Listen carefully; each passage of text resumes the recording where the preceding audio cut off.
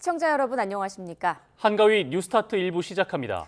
이번 한가위는 잦은 비와 풍랑 등으로 연휴 내내 날씨가 좋지 않습니다. 특히 추석인 오늘부터 강수량이 증가해 내일까지 이어질 것으로 보여 한가위 보름달도 대부분 보기 힘들 것으로 예고됐습니다. 정혜윤 기자입니다. 잔뜩 찌푸린 하늘과 선선함이 감도는 공기. 올해 추석 한가위는 연휴 내내 궂은 날씨가 이어지고 있습니다. 추석 당일에는 강수량이 더 증가하고 해상에는 풍랑특보가 발표되는 등 날씨가 더 악화할 전망입니다. 북쪽에서 고기압이 확장하면서 동풍에 의한 6일날 강수가 이어지겠고요. 기상청은 강원도에 최고 100mm 이상의 많은 비가 내리고 경기와 충남 등 그 밖의 내륙에도 최고 60mm의 다소 많은 비가 내리겠다고 예고했습니다. 서울에는 10에서 40mm의 비가 예상됩니다. 고향을 오가는 행렬에 성묘객들까지 더해지는 추석 당일에는 빗길 미끄럼 사고가 늘어날 수 있어 주의가 필요합니다. 바닷길도 동해상으로 풍랑특보가 내려지는 곳이 많아 섬 지역을 오가는 데 불편이 우려됩니다. 특히 추석 이후에는 대조기 기간으로 해수면 높이가 높아져 해안가 주변 저지대에서는 너울로 인한 피해와 침수에 유의해야 합니다. 6일부터 동해안, 7일부터 제주도를 중심으로 당분간 너울에 의한 높은 물결이 일어 주의가 필요하겠고요. 대조기 기간인 7일에서 10일까지 만조 시간대에는 해수면 높이가 더욱 높아져 해안가 저지대를 중심으로 침수 가능성이 있겠으니 안전에 유의하시기 바랍니다. 한가위 보름달도 구름 속에 가려지는 곳이 많겠습니다.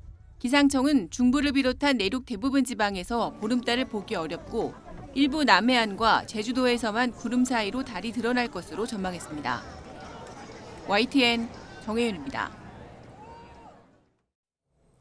가족들이 모여 정성껏 차례 음식을 준비하는 게 전통적인 명절 풍경이었지만 요즘은 간편 조리식이나 완제품을 사는 모습이 흔해졌습니다.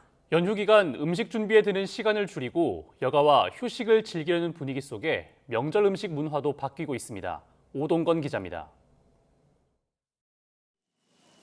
새우전이 노릇노릇 구워집니다.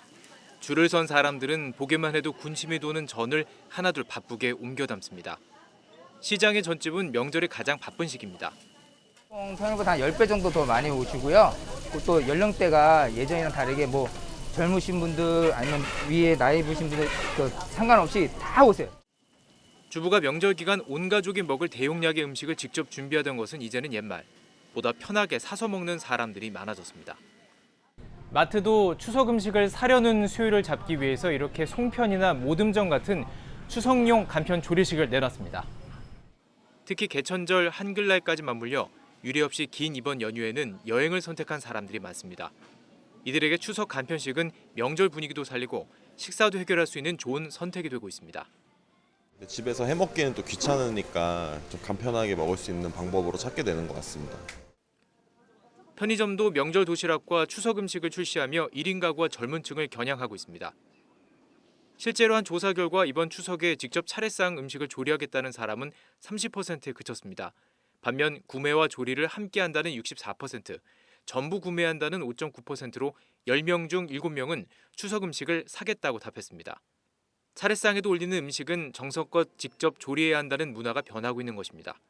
시성비, 또 시간 대비 효율, 또 시간을 아껴주는 이런 상품에 더욱더 돈을 지출하는 경향이 높습니다. 그래서 시간을 아껴주는 그런 상품을 통해서 가족 간의 다른 활동을 더욱더 많이 하는 경향이 있죠.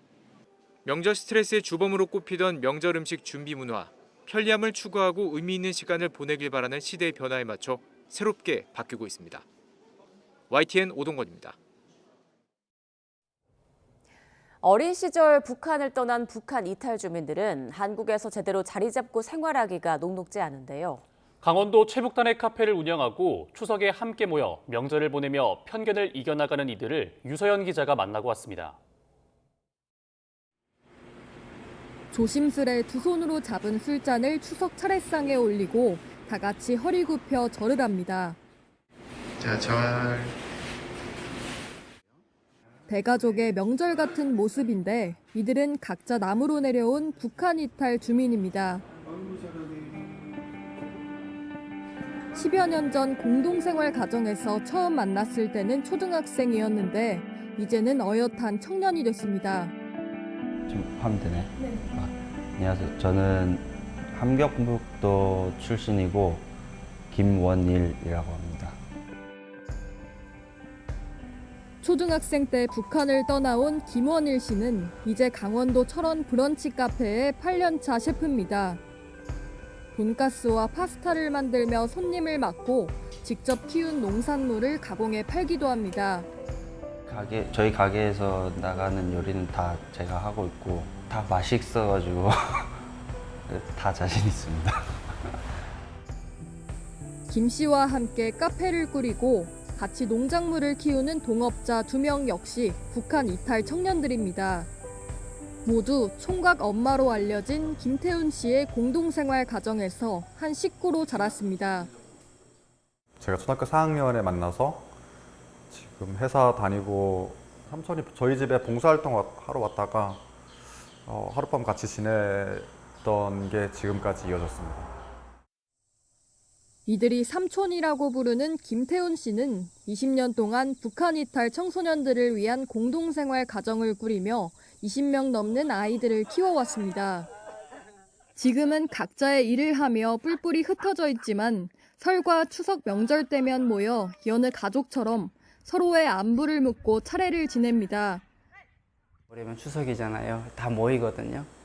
저는 그게 너무 행복했었어요. 저한테는 그게 너무 소중했거든요. 그 시간들이 다 같이 모여가지고 서로 그냥 예전에 놀던 것처럼 놀고 함께 공부하고 학교를 보내며 북한 이탈 청소년들을 챙겨온 총각 엄마 김 씨는 이제 양육을 넘어 이들의 진정한 자립을 꿈꿉니다. 어느새 맛집으로 소문난 철원 브런치 카페의 운영 노하우를 살려 음식을 만들고 온라인으로 판매하는 등 스스로 살아갈 방법을 가르쳐주려 합니다. 이 아이들이 뭔가를 하려고 해도 그냥 이 사회의 소수민, 이 사회의 약자로만 바라봐요. 그냥 편협한 시선으로만 바라보지 않았으면 하는 게 20년 전도 그렇고 지금도 그렇고 변하지 않은 제. 북한 이탈 주민들을 향한 편견에 발끈하던 한 청년의 봉사활동에서 시작된 성장 이야기는 오늘도 계속되고 있습니다. 가정이 한번 붕괴가 됐기 때문에 저는 한국에서 조금 안정적인 가정을 만들고 싶은 꿈이 있습니다. YTN 유서연입니다.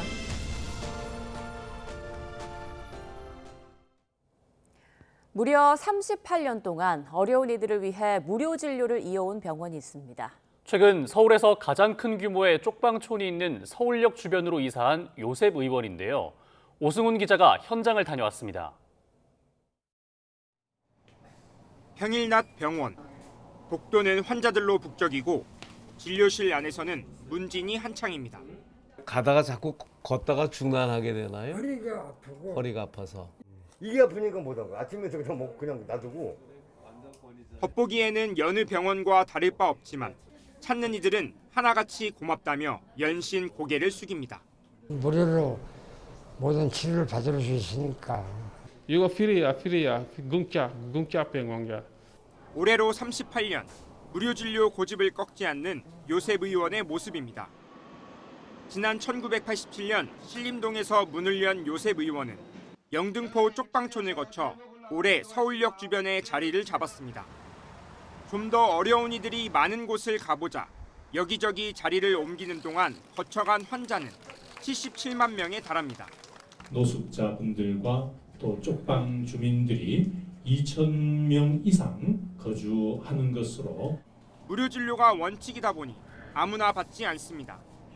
직장이 있어 건강보험에 가입했거나 올해 기준 월급이 100만 원 정도를 넘기면 이용할 수 없습니다. 40년 넘게 영등포 쪽방촌에서 거주 중인 박모 씨는 허리 통증으로 이 병원 20년 단골이 됐고 신경식 원장님이 최대 원장님으로 계셨고 나중에 두 번째 신고는 누구지? 지금 한 20년을 지금 다니면서 일용직으로 건설 현장을 다니는 김모 씨는 이번에는 현장에서 손가락을 다쳐 병원을 찾았습니다. 지금 한 7년, 6, 7년 되는데 아무 불편함 없이 여기서 그냥 봉사 정신으로 이렇게 참 환자분들한테 친절히 대해주시고 멀리 아프리카 세네갈에서 온 30대 청년에게도 요셉 의원은 기댈 수 있는 몇 안 되는 장소입니다. 나 몸 많이 아파요. 나 여기 3년 여기 와. 3년 요셉 병원 와. 40년 가까이 무료 진료가 이어지는 동안 원장도 4번이 바뀌었습니다. 의료봉사는 몸에 배는 것이라는 지금의 고영초 원장은 자기 일을 달리기에 빗대 설명합니다. 땀 흘리고 나서 그 기쁨이 없어요? 있습니다. 있죠. 그거보다 훨씬 더 큰 기쁨이 봉사를 하고 나면 그런 기쁨이 와요. 더 낮은 곳을 향해 온 38년. 그동안 어려운 이들의 몸과 마음을 돌봐온 요셉 의원의 달리기는 앞으로도 계속될 예정입니다. 돈 안 내고 치료를 받았잖아요. 그래서 여건이 되면 앞으로 좀 형편이 나아지고 하면은 후원을 좀 해보고 싶다는 마음가짐이 있습니다. YTN 오승훈입니다.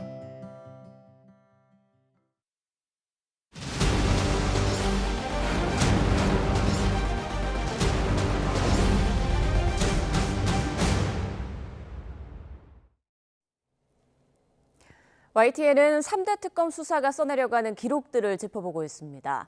내란 특별검사팀은 이상민 전 행안부 장관을 구속 기소했지만 한덕수 전 총리는 불구속 재판에 넘겼습니다.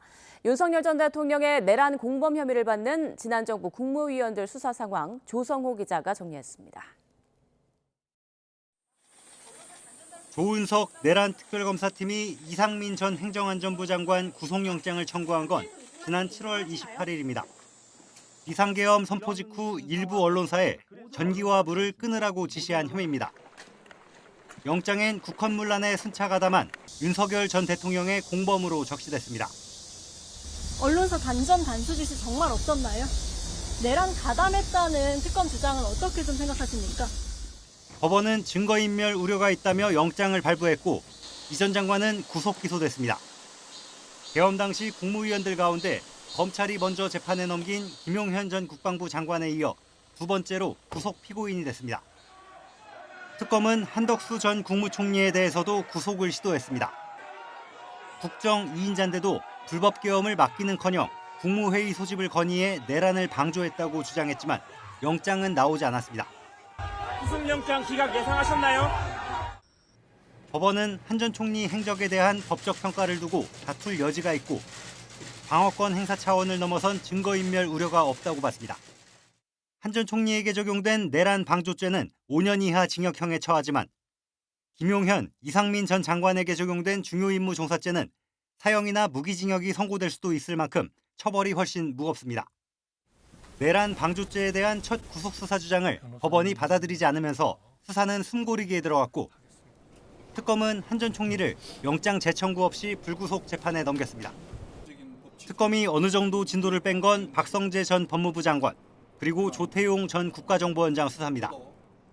박 전 장관은 계엄 당시 합동수사본부에 검사 파견을 지시한 의혹 등과 관련해 내란 중요임무 종사 혐의로 피의자 조사를 받았습니다.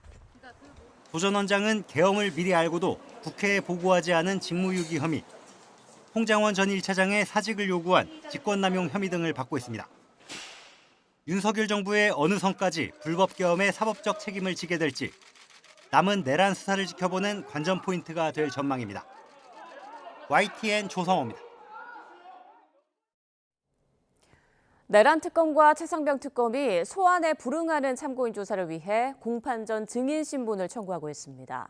다만 법에서 규정한 강제적 조치를 취하기는 쉽지 않아 이 또한 난항이 예상됩니다. 권준수 기자입니다. 국민의힘 이전 지도부의 계엄 해제 표결 방해 의혹을 수사하는 내란특검은 핵심 인물로 꼽히는 한동훈 전 국민의힘 당대표를 참고인으로 부르려 했습니다. 하지만 조사가 잇따라 불발되자 한 전 대표의 증언을 듣기 위해 공판전 증인신문을 청구했습니다. 법원의 도움을 받아 진술을 확보하겠다는 겁니다. 그러나 한 전 대표는 법원이 정한 기일에 연속으로 불출석했습니다. 국민의힘 김희정 의원과 김태호 의원 등 특검이 청구한 다른 증인도 모두 공판전 신문을 거부했습니다. 최상병 특검도 상황은 크게 다르지 않습니다. 임성근 전 해병대 사단장의 구명 로비 의혹을 파헤치는 과정에서 소환에 불응한 극동방송 이사장 김장원 목사 등을 상대로 공판 전 증인신문을 청구했지만 의혹을 전면 부인하는 김 목사가 법정에 나올지는 미지수입니다.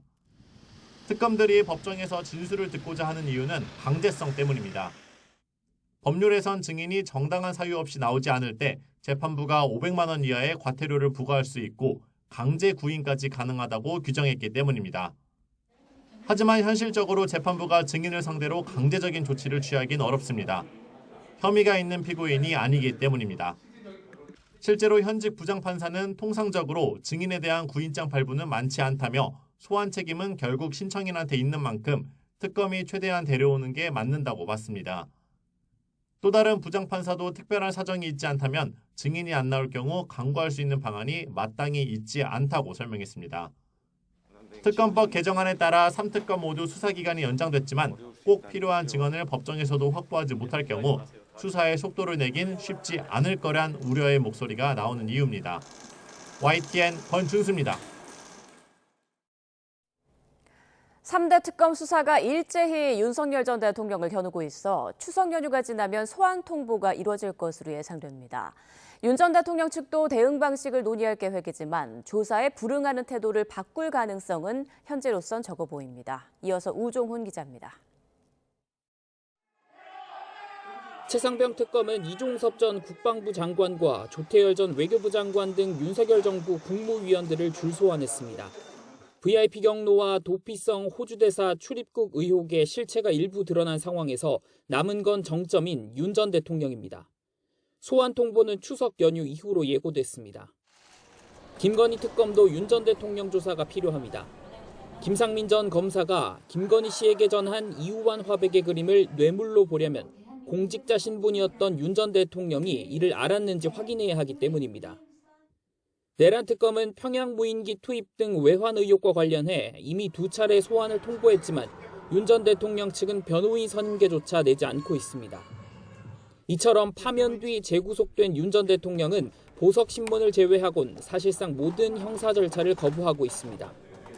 윤 전 대통령이 구치소 방문 조사에는 응할 수도 있다는 뜻을 밝힌 적 있지만 특검은 소환 조사가 우선이란 방침입니다. 윤 전 대통령의 진술 거부권 행사가 예상돼 수사 실익이 적고 자칫 피의자에게 끌려다닌다는 지적이 나올 수 있기 때문입니다. 윤 전 대통령 측은 연휴가 끝나는 오는 10일 접견을 통해 곧 있을 특검 조사에 응할지 논의한다는 계획이지만 보석 신청이 기각되며 구속된 상태에서는 재판과 수사에 응하기 어렵다는 입장을 유지할 거로 보입니다. 윤 전 대통령이 소환에 거듭 불응한다면 조사가 꼭 필요한 특검이 다시 구치소 강제 구인 등 조치에 나설지 추석 연휴 후 대응이 주목됩니다. YTN 우종훈입니다. 헌법에도 등장하는 직위, 검찰총장의 결단은 때론 정권의 명운마저 뒤바꿔왔습니다. 그러나 검찰청이 폐지되면서 검찰총장이라는 영역의 이름도 역사 속으로 사라질 것으로 보입니다. 이준엽 기자가 보도합니다. 역대 검찰총장은 민주화 이후 여러 정권 교체기에 손에 꼽는 명장면을 연출해왔습니다. 첫 수평적 정권 교체가 이뤄진 1997년 대선이 시발점이었습니다. 이회창 신한국당 후보가 두 아들 병역 문제로 흔들리는 지지세를 만회하기 위해 김대중 국민회의 후보의 비자금 670억 원 문제를 꺼내들었지만 김태정 당시 검찰총장은 대선이 2개월 남았다며 선거 뒤로 수사를 미루겠다고 밝힌 겁니다. 김대중 전 대통령 스스로 덕분에 내가 죽지 않고 살았다며 당선 분기점으로 평가한 순간입니다. 극심한 국론 분열, 경제 회생의 어려움과 국가 전체의 대혼란이 분명하다고 보여지고 2016년 최서원, 개명 전 최순실 씨의 국정농단대는 김수남 당시 검찰총장의 결단이 있었습니다. 의혹 한 달여 만에 특별수사본부를 꾸려 청와대 압수수색을 시도했는데 결국 박근혜 전 대통령 탄핵 직후엔 임명권자를 직접 구속한 첫 검찰총장으로 이름이 남았습니다. 그 문제는 오로지 법과 원칙 그리고 수사 상황에 따라 판단되어야 할 문제입니다. 정점은 윤석열 전 대통령이 검찰총장직을 수행하며 얻은 인기로 대통령에 직행하며 찍었습니다.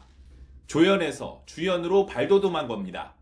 그러나 공교롭게도 이런 윤 전 대통령이 내린 비상계엄은 자신의 임기뿐 아니라 검찰 조직에 막을 내리는 불씨가 되었습니다. 윤 전 대통령 수사는 고위공직자범죄수사처에 내줘야 했고, 특히 심우정 당시 검찰총장은 법원의 윤 전 대통령 구속 취소에 즉시 항고를 포기하면서 내란 관여 혐의로 특검 수사까지 받게 됐습니다. 영장주의와 적법조치의 원칙, 과잉금지의 원칙에 반한다는 명확한 판시가 있습니다. 이런 상황에서 즉시 항고를 하여 또 다른 위헌 소지를 불러일 것은 맞지 않다고 생각했습니다. 심 전 총장 사퇴 이후 검찰총장 자리는 3개월째 비어 있습니다. 이젠 하마평도 사라진 지경인데 검찰이 간판을 내리게 된 만큼 대행체제를 이어가다 곧바로 공소청장 임명이 이뤄질 거란 관측도 나옵니다. YTN 이준엽입니다.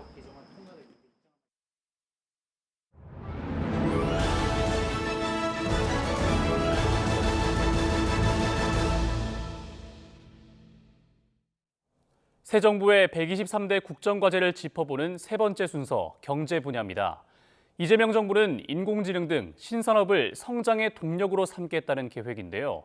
다만 천문학적인 재원을 어떻게 발굴할 것인지는 숙제로 꼽힙니다. 홍민기 기자입니다. 이재명 정부 123대 국정과제 가운데 29개를 차지하는 경제 분야. 이 가운데에서도 핵심은 바로 인공지능입니다. 인공지능 고속도로 구축, 기술과 인재 확보 등을 통해 인공지능 3대 강국으로 도약한다는 계획입니다. 첨단 산업 육성의 마중물로 삼겠다며 공약했던 국민성장펀드 규모도 100조 원에서 150조 원으로 대폭 확대하는 등 명실상부 새 정부의 핵심 역점 사업입니다.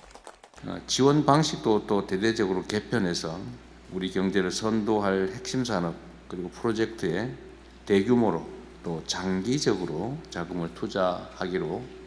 자본시장 정상화를 통한 코스피 5천 달성 역시 이재명 정부의 주요 국정과제입니다. 부동산 투기 수요를 억제하는 동시에 부동산에 쏠린 자본을 주식시장으로 돌려 파이를 키우겠다는 전략입니다. 개미 투자자의 반발을 낳았던 주식 양도세 대주주 기준 완화 정책을 철회하는 등 유연한 정책 전환에 힘입어 코스피는 고공행진 중입니다. 해외 순방길의 적극적인 투자 유치 노력과 더불어 주가 조작 엄단, 생산적 금융 등을 활성화 방안으로 제시하고 있습니다. 이 방송 보시는 주가 조작 사범 여러분, 앞으로는 조심해서 하지 마세요. 태양광, 풍력 등 신재생 에너지 중심 에너지 대전환과 에너지 고속도로 구축을 통해 지속 가능한 에너지 생태계를 구축한다는 청사진도 국정과제로 제시됐습니다. 문제는 메머드급 사업에 들어가는 천문학적인 재원을 어떻게 확보하느냐입니다. 이미 국가 채무가 1,300조 원을 넘어선 가운데 새 정부의 확장 재정이 향후 빚잔치로 이어질 수 있다는 우려가 나옵니다. 특히 젊은 세대에서 볼 때는 저렇게 국가 부채 비율이 많이 올라가면 이렇게 느낄 수가 있죠. 60% 안 되는 수준이 작아 보이지만 결국은 자기가 중년, 장년층이 됐을 땐 자기 세금으로 갚아야 되겠구나. 물론 인공지능 기술에 국가적 자본을 투입하고 있는 세계적 추세를 고려하면 허리띠를 졸라매는 게 능사는 아니라는 의견도 있습니다. 지금 아무래도 중국이라든지 미국이 금융 자원을 어마어마하게 투자하고 있거든요. 국가 단위로 움직이고 있기 때문에 우리도 적극적으로 나설 수밖에 없는 상황이다. 이재명 정부는 출범 직후부터 확장 재정 기조를 분명히 한 만큼 결국 관건은 이를 통해 성장을 이뤄낼 수 있는지가 될 것으로 보입니다. YTN 홍민기입니다. 정치권에선 여야 갈등을 전쟁에 비유하곤 합니다. 진영 간 대립 구도에서 전략을 어떻게 수립하느냐에 따라 승패가 결정된다는 점이 비슷하기 때문인데요. 이 때문에 양당 대표가 곁을 주는 사람들을 보면 대략적인 전술을 엿볼 수 있다는 말도 나옵니다. 대표의 사람들 강민경 기자가 정리했습니다. 빚진 것도 없지만 세력도 없었던 민주당의 대표적 비주류 정청래 대표. 그런 정 대표가 당권을 쥔 데엔 재선 장경태 의원의 도움이 적지 않았습니다. 경선 기간 전략 수립을 총괄했고 현재는 정 대표가 공언한 당원 주권 개혁을 진두지휘하며 책사 역할을 자처하고 있습니다. 더불어민주당의 당원 주권 정당을 향한 큰 첫걸음이 드디어 그 결실을 맺으려 합니다. 초선이자 비서실장인 한민수 의원도 친정청래파의 선봉으로 손색이 없습니다. 돌격대장은 민주당의 초강성파 추미애 의원과 최민희 의원이 전담합니다. 각각 법제사법위원회와 과학기술정보방송통신위원회 전선의 최일선에서 대야투쟁의 고삐를 쥐고 개혁법안을 전광석화 속도로 처리하고 있습니다. 이렇게 하는 것이 윤석열 오빠한테 무슨 도움이 되십니까? 정 대표의 약점으로 꼽혔던 언론 소통은 청와대 대변인 출신 박수현 의원에게 맡기며 공백을 채웠습니다. 오랜 측근 이모경 의원에겐 당대표 직속 민원정책실장직을 주며 핵심 지지 기반인 당원 소통도 챙겼습니다. 1.5선의 돌풍을 일으킨 국민의힘 장동혁 대표의 곁엔 국회 입성 이후 합을 맞췄던 인물들이 복심으로 움직입니다. 사무총장을 맡아 당 체질 개선에 팔을 걷어붙인 재선의 정의용 의원이 대표적입니다. 장 대표가 원내 대변인이던 시절 원내대표 비서실장으로 함께 일했는데 개파와 무관한 친화력과 꼼꼼한 업무 처리를 인상 깊게 봤다는 후문입니다. 폭주하는 정부 여당의 만행을 국민과 당원들께 바로 알려야 합니다. 보좌관 출신 박준태 비서실장, 강명구 조직부총장도 장 대표가 의지하는 측근입니다. 특히 박 의원은 역대 비서실장들과는 다르게 지난달 초 이재명 대통령과의 단독 회담도 전면에서 조율하는 등 정무적 판단까지 적극 돕고 있습니다. 민주당의 입법 폭주에 대한 우려를 전하고 대통령의 입장을 들어보는 장 대표 본연의 강성색채는 삼고초려로 모셔온 김도읍 정책위의장 카드로 보완했습니다. 개파색이 옅은 김 의원에게 정책 실무를 맡기며 지도부 내 균형을 맞췄다는 해석입니다. 정청래 대표는 개혁에, 장동혁 대표는 수위 조절에 조금 더 방점을 찍었습니다. 이 작은 차이가 앞으로 어떤 나비 효과를 불러일으킬지 두 대표는 물론 정치권이 모두 숨죽여 지켜보고 있습니다. YTN 강민경입니다. 국민의힘 장동혁 대표는 국가 전산망 화재 사태 이후 이재명 대통령이 TV 예능 프로그램을 촬영한 걸 두고 이 대통령의 48시간 행적은 결국 거짓말이었다며 국민은 대통령 부부 냉장고 속이 아닌 대통령의 머릿속이 궁금하다고 비판했습니다. 장 대표는 어제 자신의 SNS에 국가적 재난 상황에서 무슨 생각으로 예능 촬영을 했느냐며 거짓을 거짓으로 덮다가 결국 녹화 사실을 시인했다고 지적했습니다. 더불어민주당은 이재명 대통령 부부가 국정자원 화재 수습 국면에서 예능 프로그램을 촬영했다며 관련 의혹을 제기한 국민의힘 주진우 의원을 경찰에 고발했습니다. 더불어민주당 모경정 의원은 어제 주 의원을 정보통신망법상 명예훼손 혐의로 경찰에 고발했습니다. 모 의원은 주 의원이 이 대통령의 48시간 의혹이라는 이름으로 허위 사실을 유포하고 있다며 의혹 제기를 넘어서서 사실을 호도하는 정치 행태를 당장 멈추길 바란다고 촉구했습니다. 김형석 독립기념관장이 상습 지각과 조기 퇴근이 의심되는 관용차 운행을 한 기록이 확인됐습니다. 김 관장은 의혹을 부인했지만 민주당은 다가오는 국정감사에서 사실관계를 철저히 묻겠다는 계획입니다. 김다현 기자의 단독 보도입니다. 지난 광복절 기념행사에서의 광복은 연합군 선물 발언, 여기에 독립기념관에서 지인 교회 예배를 드리는 등 사유화 논란까지 비판에 휩싸인 김형석 독립기념관장의 관용차 운행 기록을 YTN이 단독 입수했습니다. 목적지와 출발 도착 시각이 상세하게 기록돼 있는데 이를 근거로 김 관장 취임 직후인 지난해 8월부터 지난 7월 초까지 출퇴근 시간을 따져봤습니다. 공식 출근 시간인 오전 9시를 넘어 관장실이 있는 결해누리관에 도착한 경우만 80회, 공식 퇴근 시간인 오후 6시 전에 관사로 출발한 경우는 94회로 파악됐습니다. 주말과 공휴일을 제외한 근무일 225일 가운데 절반이 넘는 121일에 걸쳐 지각이나 조기 퇴근이 의심되는 기록이 확인된 겁니다. 논란의 소지가 있는 근무 기록은 취임 3개월 차부터 급격히 증가했습니다. 지난해 12월에는 전체 근무일의 85%가 비정상적인 출퇴근으로 의심됩니다. 김 관장은 독립기념관 부지가 넓은 만큼 출근 시각 바로 사무실로 향하지 않고 시설물 점검 등을 하거나 퇴근할 때는 관용차만 먼저 관사로 보내고 걸어가기도 한다며 운행 기록만으로 출퇴근 시간을 따질 수는 없다고 해명했습니다. 겨울철에는 규정에 따라 오후 5시 퇴근이 원칙이라고도 했습니다. 하지만 에너지 절약을 위해 추진됐던 단축근무 제도는 이미 지난 2004년 사라졌습니다. 독립기념관장으로서 부적절한 뉴라이트 역사관뿐만 아니라 공직자로서의 기본 자세부터 실격인 인사라고 생각하고요. 사실관계를 명확히 밝히고 하루빨리 경질해야 된다고 생각합니다. 더불어민주당은 국정감사에서 김영석 관장을 상대로 구체적인 사실관계를 확인하고 국가보훈부에도 감찰을 요청할 계획입니다. 연봉 1억 4천만 원, 차관급 대우를 받는 독립기념관장의 근무태만 논란이 사실로 확인되면 파장은 불가피할 전망입니다. YTN 김다현입니다. 올해 여름 북한에 개장된 원산 해안관광지구와 기존 금강산 지구를 연계하는 대북 관광 프로젝트가 거론되고 있습니다. 북한이 남측과는 아무것도 하지 않겠다고 밝힌 상황이라 실현 가능성은 커 보이진 않는데 이미 사업에 투입할 선박은 확보된 상태입니다. 이종원 기자입니다. 10년가량의 공사기간과 천문학적인 예산을 들여 올해 7월 북한이 야심차게 문을 연 원산갈마 해안관광지구입니다. 끝없이 펼쳐진 명사심리가 장관을 이루고 하루 2만 명을 수용할 수 있는 숙박시설도 새로 갖췄습니다.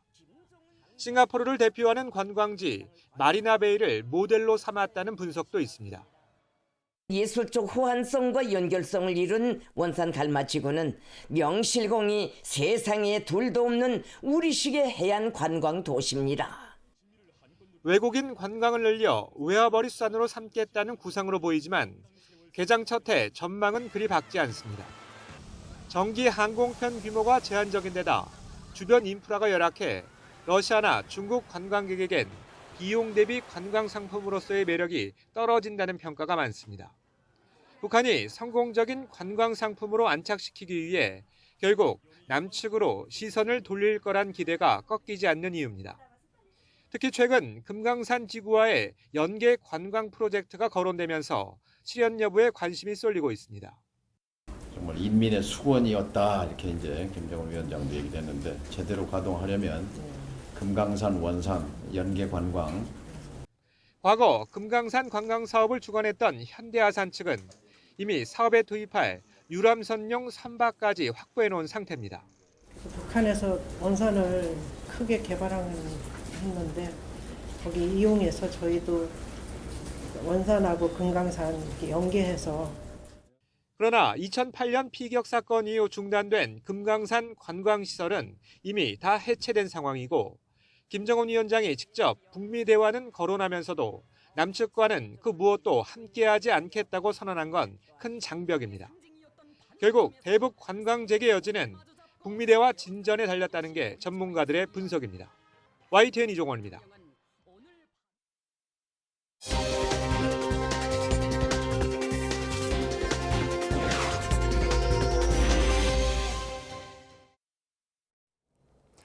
전세보증금 반환보증 가입을 믿고 전세 계약을 했다가 막상 가입을 거절당해 피해를 보는 사례가 해마다 늘고 있습니다.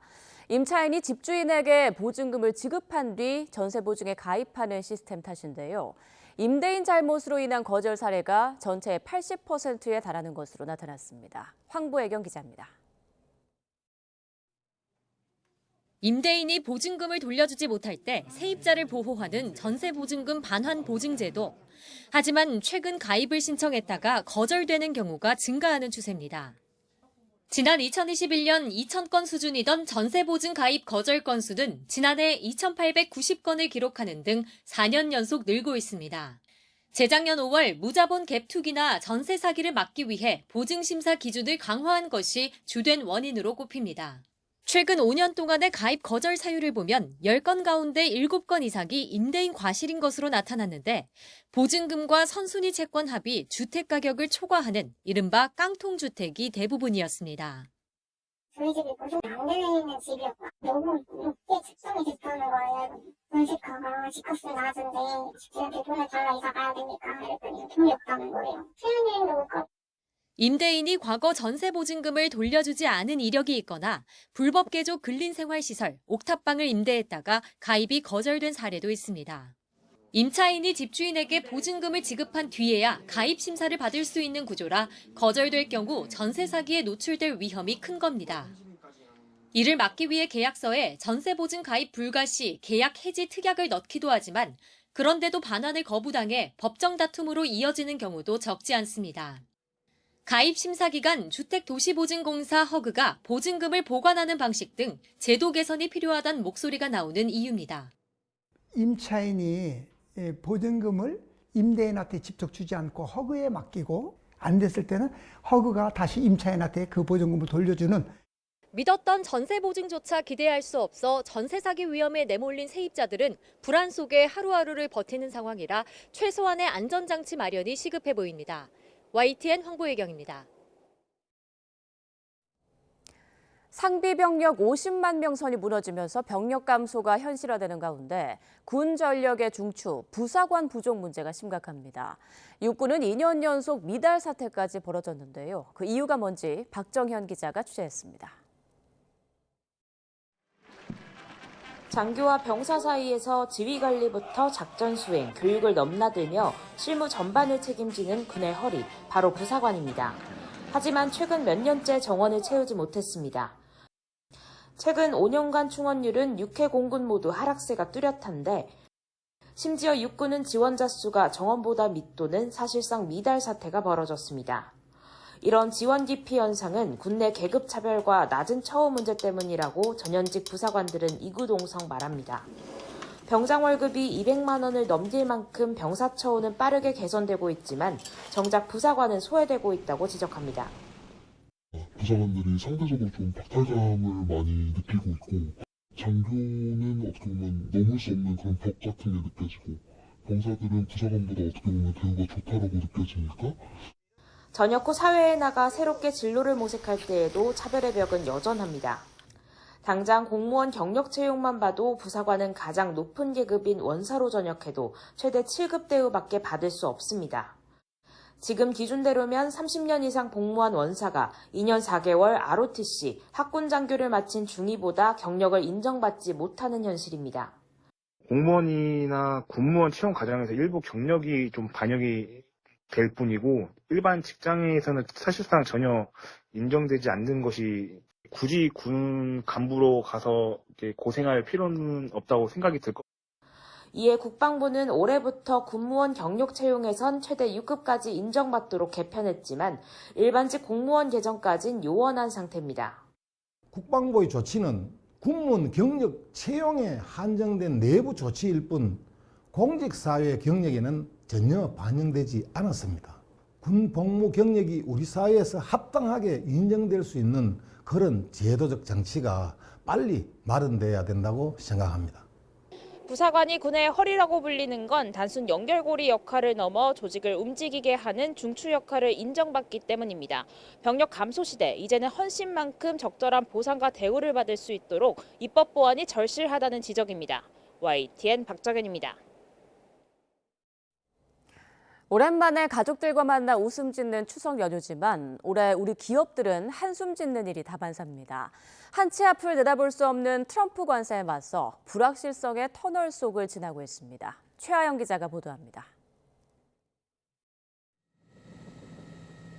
우리 기업들은 그 어느 때보다 팍팍한 대내외 환경 속에 추석 연휴를 맞았습니다.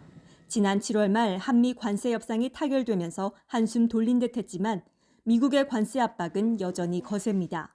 경제 체력이 갈수록 약화되고 또 관세 정책의 영향으로 대외 여건이 악화되면서 수출 중심의 성장 전략 한계에 다다른 상황으로 관세 협상 후속 논의가 교착 상태에 빠지면서 자동차 관세 25%는 언제 떨어질지 안개 속입니다. 그 사이 일본산에 이어 유럽산 자동차 관세까지 15%로 인하되면서 국내 업계는 가격 경쟁력에서 불리한 처지가 됐습니다. 이에 가격을 올리지 못한 채 관세 증가분을 고스란히 떠안고 있습니다. 약속받은 자동차 관세도 떨어지지 않는 마당에 관세 100%가 예고된 반도체 업계도 걱정이 큽니다. 최혜국 대우가 지켜질지 미지수인 가운데 언제 어떤 방식으로 관세가 매겨질지는 트럼프 대통령 마음에 달렸습니다. For years now they're paying 15%, and some things can pay more, like chips could pay more.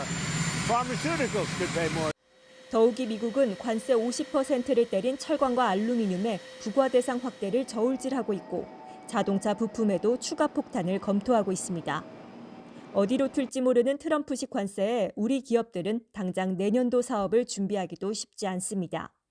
그렇다고 직접 나서서 해결할 수 있는 일도 아닌 만큼 어쩔 수 없는 상황에서 한미 정부 간 협의를 예의주시할 뿐입니다. YTN 최아영입니다. 추석 연휴에 고향에 내려가거나 혹은 멀리 여행 갔다가 크게 다치게 되면 해당 지역의 권역외상센터로 이송될 텐데요. 권역외상센터로 옮겨진 중증 환자 사망률이 센터별로 최대 6배나 차이 나는 것으로 조사됐습니다. 어느 권역외상센터로 이송되느냐에 따라 환자 생사가 갈렸다는 겁니다. 이문석 기자가 단독 보도합니다.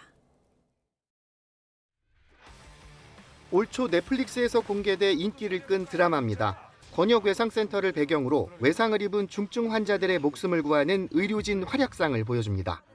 현실도 드라마처럼 해피엔딩이 될 수 있을까? 국립중앙의료원 자료를 보면 지난 5년 반 동안 전국 권역외상센터에 중증 외상 환자 6만 6천여 명이 들어왔습니다. 이 가운데 7.6%는 끝내 살아서 병원을 나가지 못했습니다. 그런데 17개 권역외상센터 사망률을 들여다보니 큰 차이가 발견됐습니다. 충북대병원의 경우 중증 환자 사망률이 22%를 넘었습니다. 환자 10명 가운데 2명 이상이 숨졌다는 얘기입니다.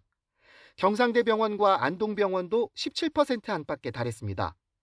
이와 비교해 아주대병원은 3.7%에 그쳐 권역외상센터별로 사망률이 최대 6배 이상 벌어졌습니다.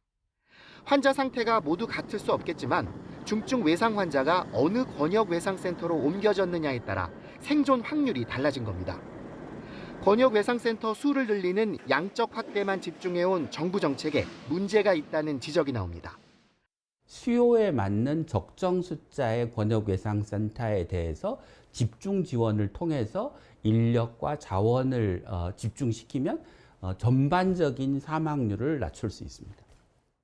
이를 위해 인력과 병상, 재정 투입을 전면 재설계해서 국가가 책임지고 권역 간 중증 외상 환자 진료 역량을 균형 있게 끌어올려야 한다고 강조했습니다. YTN 이문석입니다.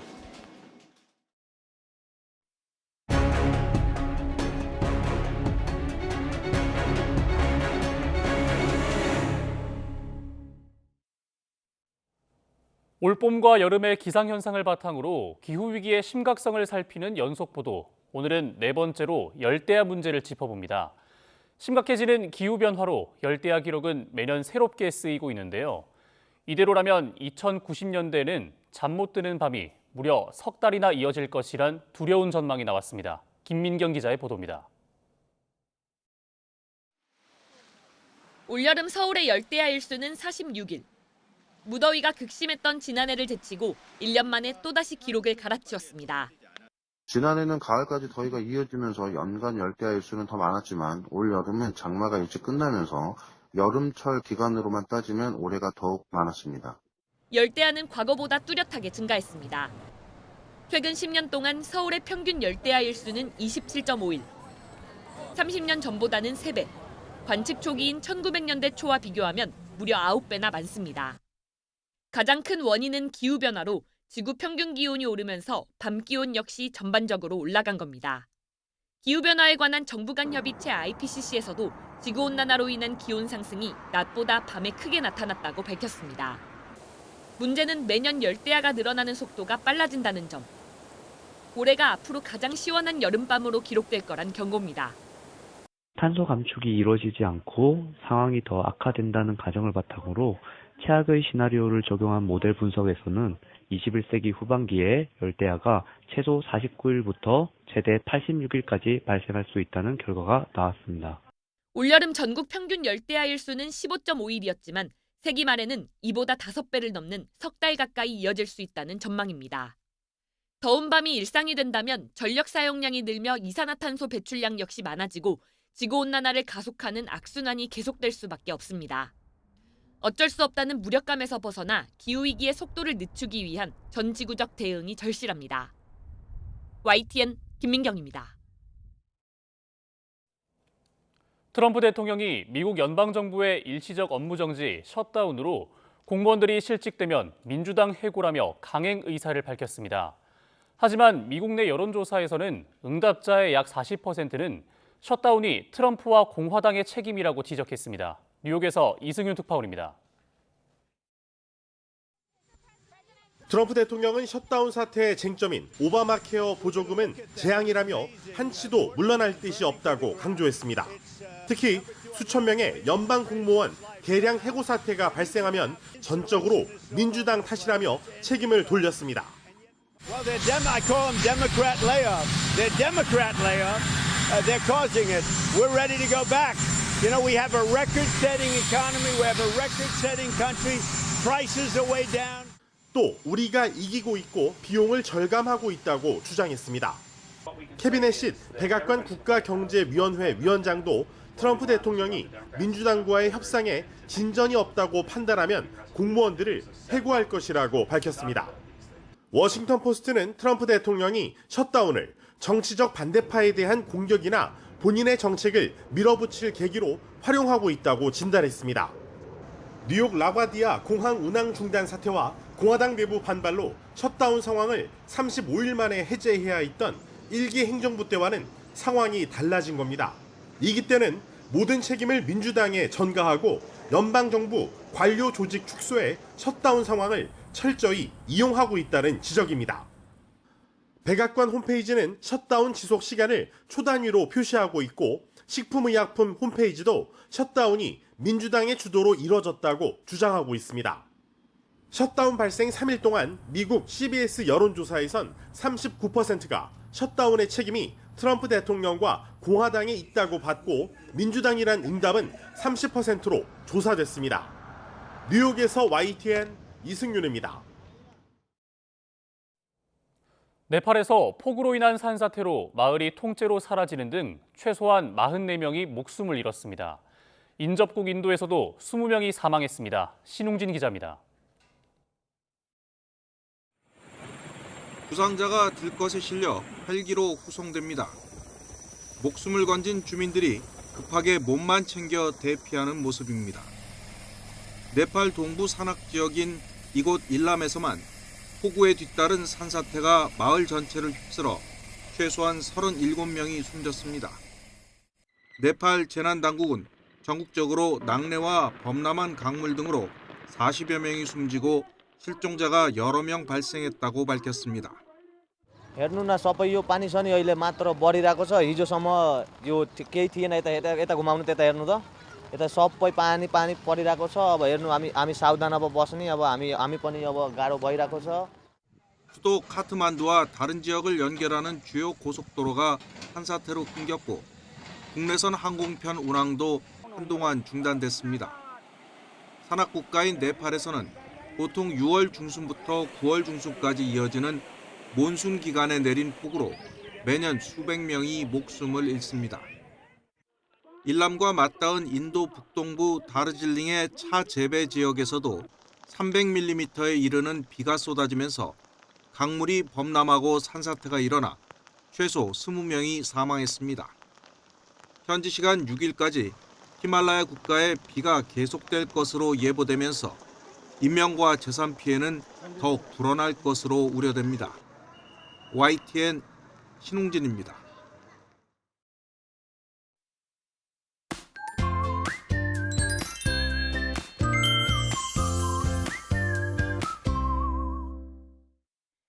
추석인 오늘도 비가 옵니다. 현재 중부와 영남을 중심으로 비가 오고 있는데요. 이른 아침 성묘 가는 분들은 안전운전 해주시길 바랍니다.